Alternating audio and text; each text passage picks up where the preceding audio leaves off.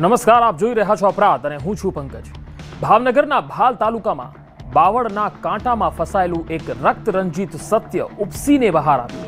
લાશ પાણીમાં તરતી હતી, પણ પાછળ દફન હતો પ્રેમ, દગો અને ખૂનનો કિસ્સો. પત્નીનો પ્રેમી અને પતિની હત્યા, એક એવી કાવતરાખોર કહાની જેને સાંભળીને આત્મા પણ થરથરી જાય.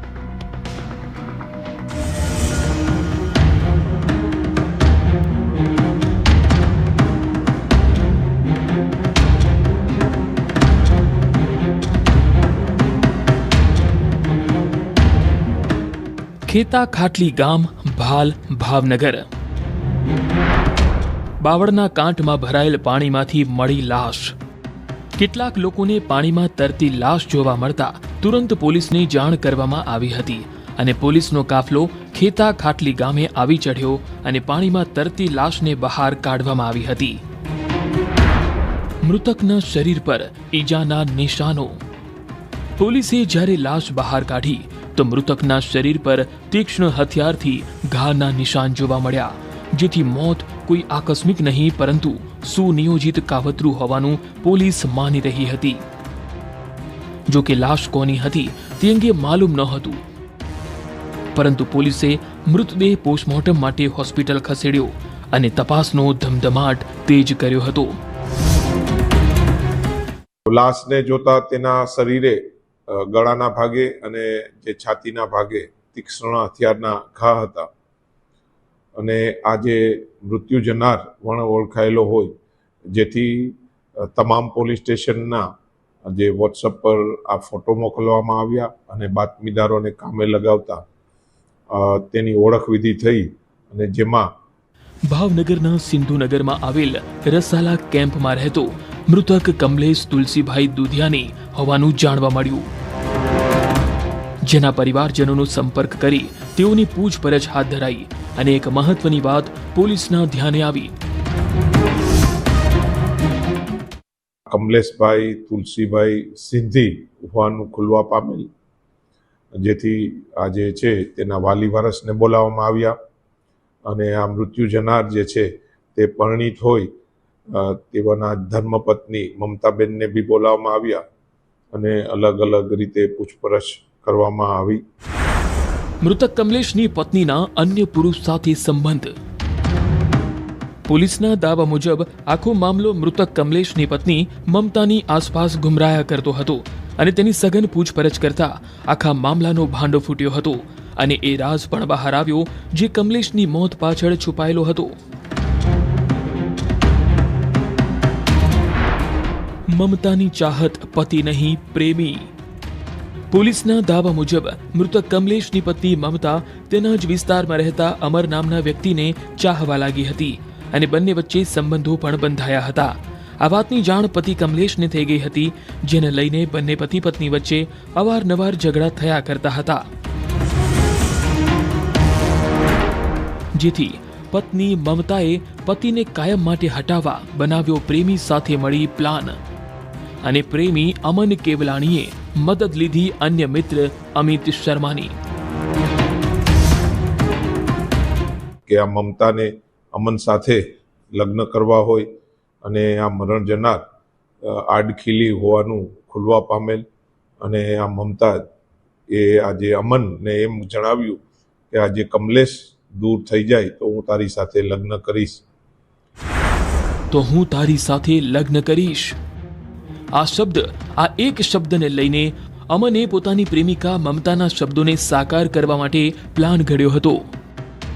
પોલીસ મુજબ મૃતકના ભાઈએ તેની ભાભી મમતાના અન્ય પુરુષ સાથે સંબંધ હોવાની વાતને ધ્યાનમાં રાખી અમન કેવલાણીની પૂછપરછ કરી કે તે ભાંગી પડ્યો અને અમન સહિત મમતાએ ભેગા મળી કમલેશની હત્યાનો પ્લાન બનાવ્યો હોવાનો પર્દાફાશ થયો. અમન કેવલાણીએ તેના મિત્ર અમિત તુલસીદાસ શર્મા સાથે મળી રાત્રિના 3 વાગે કમલેશને તેના ઘરેથી બુધેલ જવું છે તેમ કહી બાઇકમાં 3 સવારીમાં લઈ ગયા અને નારી ચોકડીથી ખેતા ખાટલી ગામ પાસે જઈ કમલેશભાઈની તીક્ષ્ણ હથિયારના ઘા ઝીકી હત્યા કરી હોવાની કબૂલાત કરી હતી. પોલીસે અમન કેવલાણી, અમિત શર્મા, હત્યા કરાવનાર પત્ની મમતાની ધરપકડ કરી છે. અમિત અને અમન આ કમલેશને જે છે બાઇક પર કેબલ બ્રિજથી આગળના ભાગે જે છે આવે છે ખેતા ખાતલી, ત્યાં અવાવરું રોડ ઉપર લઈ જાય છે અને છરીના તીક્ષ્ણ ઘાથી આનું મૃત્યુ નિપજાવવામાં આવે છે, ખૂન કરવામાં આવે છે અને આ જે મૃત્યુદેહ એનો નિકાલ ત્યાં પાણી જે ભરેલું છે તળાવ તેમાં કરવામાં આવેલા છે અને આ જે મૃત્યુદેહ પોલીસને મળેલ. પર પુરુષના પ્રેમમાં અંધ બનેલી મમતા ભૂલી ચૂકી હતી કે તેના 3 સંતાનો છે અને પતિ અમનને પામવાની ચાહતમાં મમતા પોતાનું માતૃત્વ અને પત્ની ધર્મ બંને ભૂલી બેઠી અને અમનનું ઘર કરવાના મોહમાં પતિને મોતના આઘોષમાં ધકેલી બેઠી. હવે અમન સહિત તેનો મિત્ર અમિત અને પ્રેયસી મમતા ત્રણેય જેલના સળિયા ગણતા થઈ ગયા છે. ભાવનગરથી નીતિન ગોહિલ, ન્યૂઝ 18 ગુજરાતી. 77 દિવસ અને એક એવો વણ ઉકેલ્યો કોયડો જેણે પોલીસને પણ વિમાસણમાં મૂકી દીધી. ગીર સોમનાથમાં ગુમ થયેલી વૃદ્ધાના કેસનો થયો રોમાંચક પર્દાફાશ. કાળા રંગની સ્વિફ્ટ, એક શંકા અને અંદર દફન હતો અપહરણ, લૂંટ વિથ મર્ડરની કાળી દાસ્તાન. કોણ છે એ અઠંગ ગુનેગારો અને કેવી રીતે આપ્યો અપરાધને અંજામ, જોઈએ.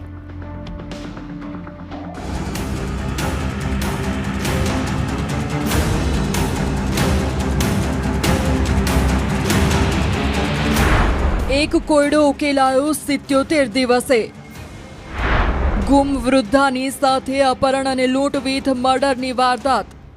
ખૂબ જ ચકચારી અને વિમાસણમાં મૂકી દેનારી ગીર ગઢડાના બંધારડા ગામની ઘટના કે જે 77 દિવસથી વણ ઉકેલાયેલી હતી. ફક્ત ગુમ થયાની આશંકાના આધારે શરૂ કરાયેલી તપાસનો અંત એવો આવ્યો કે ચહેરા બેનકાબ થયા એવા વ્યક્તિઓના કે જે રીઢા ગુનેગારો છે અને તેઓની નજરોમાં ના ઉંમર કે ન જાતિ મહત્વ રાખતી હતી. તે તો ફક્ત અને ફક્ત રૂપિયાને પોતાનો ભગવાન માનતા હતા. એ આરોપી કે જેના કાંડનો પર્દાફાશ ત્યારે થયો જ્યારે એક શંકાના આધારે GJ18 BB2167 નંબરની કાર નવસારી પોલીસને જોવા મળી કે તુરંત કારની અંદર રહેલા વ્યક્તિઓની સઘન પૂછપરછ કરાઈ અને વધુ દ્રઢ શંકા થતા પોલીસ સ્ટેશન લવાયા, જ્યાં તેઓની આગવી ઢબે પૂછપરછ કરવામાં આવી કે રાજ બહાર આવ્યો જે ફક્ત અને ફક્ત દફન હતો આરોપીઓના દિલમાં. વૃદ્ધાના અપહરણનો ખુલાસો. જી હા, એ સનસનીખેજ વારદાતનો ઘટસ્ફોટ આરોપીએ કર્યો જેને તેણે પોતાના સાથીદારો સાથે મળીને અંજામ આપ્યો હતો. એ દરમિયાન નવસારી પોલીસ સ્ટેશન ખાતે એક ગેંગ પકડાયેલી લૂંટના ગુનામાં, જેમાં આ બનાવ સંબંધે અમને જે માહિતી હતી એની નવસારી પોલીસ સ્ટેશને શેર કરેલી કે આવી ગાડી અમારા વિસ્તારમાં આવેલી આ માજી ત્યાંથી ગુમ થયેલા છે. તો એ આધારે એમને જે નવસારીનો ગુનો લૂંટનો હતો એમાં પકડાયેલા આરોપીની પૂછપરછ કરતો, ગાડી નંબર અને જે અમને મળેલો એની સાથે મેચ થતો હોય પૂછપરછ કરતો આરોપીએ આ જે માજીનું અપહરણ કરેલાની ઘટનાની કબૂલાત કરેલી અને પહેલા અપહરણ બાદમાં લૂંટ વિથ મર્ડરને આપ્યો અંજામ. જી હા, આ વાતનો ઘટસ્ફોટ કર્યો ગિરફ્તમાં રહેલા આરોપીએ. પોલીસની સઘન પૂછપરછમાં એક હકીકતો સામે આવતી ગઈ અને રાસ કે જે 8 ઓગસ્ટ 2025ના રોજ અંજામ આપવામાં આવ્યો હતો. કાળા રંગની સ્વિફ્ટ કારની માહિતી નવસારી પોલીસને હતી અને તે કારની તલાશ કરી રહેલી પોલીસને અચાનક હાથ લાગી ગયા આરોપીઓ. લૂંટના ગુનામાં પકડાયેલી આ ગેંગે એક પછી એક જે કબૂલનામા આપવાનું શરૂ કર્યું કે એક સાથે 2 પોલીસ સ્ટેશનોની પોલીસ દોડતી થઈ ગઈ. જાફરાબાદના નાળામાંથી બહાર આવ્યું રક્તરંજિત રહસ્ય. પાણીના પ્રવાહમાં છુપાયેલું હતું હત્યાનું સત્ય, જેનો અંજામ સાંભળી રૂવાડા ઊભા થઈ જાય. લિફ્ટ આપવાના બહાને લૂંટ અને લૂંટ બાદ નિર્દયી હત્યા. ગીરથી નવસારી સુધી ફેલાયેલો આ ગુનાનો કાળો કિસ્સો, જેને ઉકેલવામાં પોલીસને લાગ્યા આખા 77 દિવસ.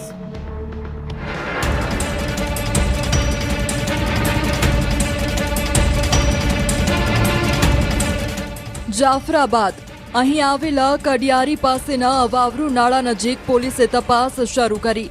વહેતા પાણીમાં પોલીસ માટે તપાસ કરવી એ ઘાસના ઢગલામાં સોય શોધવા બરાબર હતું, પરંતુ પોલીસની ટીમોએ ભારે જહેમત અને અથાગ પ્રયત્નો કરતા એક પછી એક તેમને મળતા ગયા કેટલાક માનવ અવશેષો.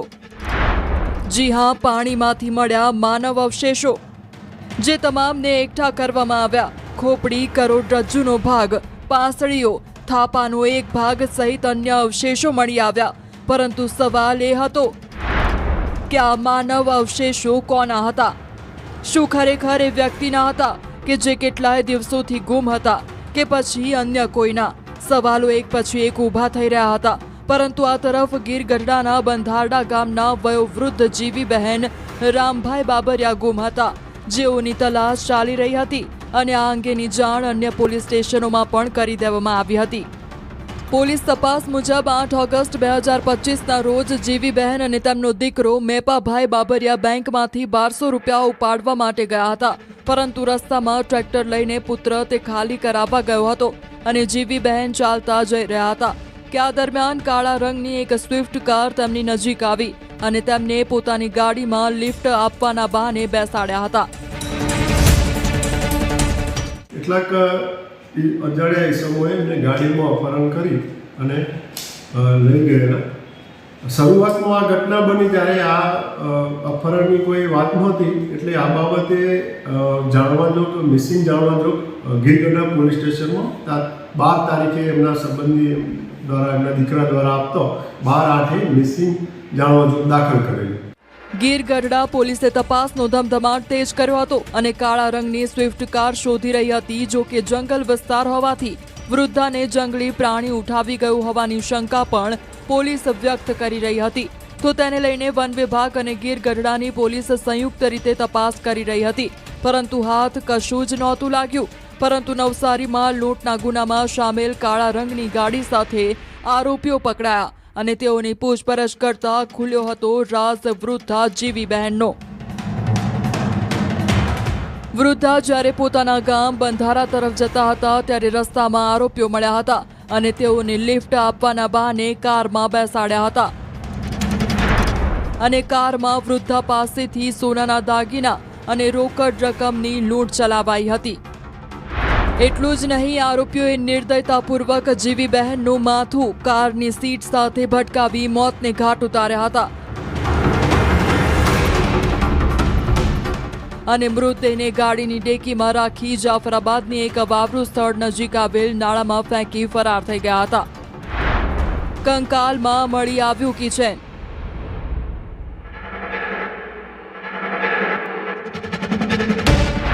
અને કપડાના આધારે જીવીબહેન બાબરિયાની ઓળખ થઈ.